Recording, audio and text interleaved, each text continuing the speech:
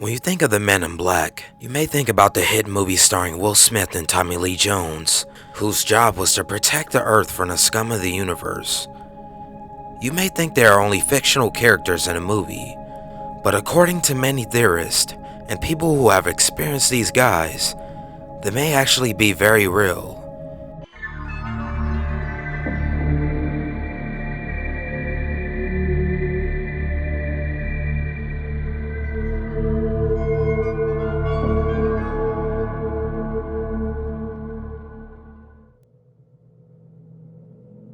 Ever since the early 1950s, men dressed in identical black suits, hats, and sunglasses who claim to be government agents have been paying unwelcome visits to people who claim to see UFOs. These visits usually involve the supposed Men in Black harassing and threatening the witnesses in order to keep them quiet about their encounter. Many people theorize that the Men in Black could be aliens pretending to be government agents in suits, attempting to look like normal humans. One encounter by a man named Dr. Herbert Hopkins is one of the strangest cases involving a supposed Man in Black. Dr. Hopkins was actively investigating a UFO abduction case in 1976. One night, Hopkins received a call from a stranger who claimed to be a part of a New Jersey UFO organization and had more information on a case he was working. One strange thing was, Hopkins hadn't even publicized the investigation, so how could the stranger know? Hopkins agreed to have the stranger meet him at his house. As soon as he hung up, Hopkins will walk over to turn on the porch lights. Shockingly, the man was already walking up the steps of his porch. How did he get there so fast? The first mobile phone, a Motorola Dynatac 8000X, was invented in 1973 by Martin Cooper, but wouldn't be commercially available until 1983. Since these guys are supposed to be government agents, is it possible they were part of the first group of people to get their hands on this technology? Or could the guy have had previous knowledge where Dr. Hopkins lived? The only logical reasoning behind this was that he gave him a call and was already by the door because he had already known where he lived. Furthermore, the man was dressed in a black suit, black hat, and gray gloves. The man's skin was extremely pale, and he wore noticeable red lipstick. The man also had no hair at all. He had no eyebrows or eyelashes.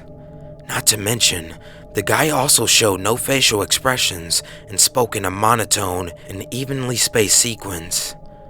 The lipstick would be confirmed, as some of the lipstick would smear onto the man's glove at one point in his visit. Hopkins also claimed that the man's mouth was a perfect straight slit, and he believes he actually didn't have lips at all and was using lipstick as a decoy. After inviting him in and discussing the case, the man then informed Hopkins that he had 2 coins in his pocket and asked him to remove one of them. Stunned, Hopkins complied and held the penny in his hand. The strange man asked Hopkins to watch the coin, and it started to develop a silver appearance as it started going out of focus. The silver then became extremely blurred and would vanish altogether. Hopkins was shocked to see the coin dematerialize, as the guy stated that the coin will never be seen again. The guy would then ask Hopkins if he had heard about the Barney Hill case, as to which Hopkins replied that he had heard about the case and knew about Barney Hill's death not too long before. The guy informed Hopkins that Barney didn't have a heart, just like Hopkins didn't have a coin. Keep in mind, Barney Hill passed away from a cerebral hemorrhage at the young age of 46, only 8 years after his UFO encounter in the year of 1961. Many people would note his death as very sudden. Following this, the man ordered Hopkins to destroy all information he gathered on the case.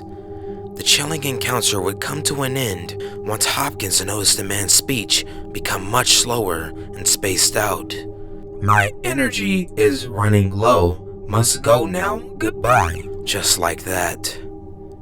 The man slowly and unsteadily rose to his feet as he walked out of the house, gripping the handrail as he walked down the steps. He would slowly go down the steps as he put one foot down and the other right next to it. Hopkins recounted seeing a bright light shining up the driveway, much brighter than an automobile's headlights. He would then disappear around the corner into the bright light. Following this, Hopkins destroyed all traces of any UFO evidence he had, and he never heard from the visitor again, but he experienced strange events following the encounter with the strange man. Hopkins' telephone would experience strange technical issues as clients would report him not answering his calls or getting a false message claiming his phone was out of service. Hopkins would usually experience getting calls with no one on the line or heavy static. After contacting the phone company, they stated that Hopkins' phone was definitely being tampered with, but they could not explain as to how this was happening. There are many more strange encounters with the Man in Black that I will cover on another episode. But remember, if you see any UFOs at nighttime, be aware that these strange men may come knocking on your door.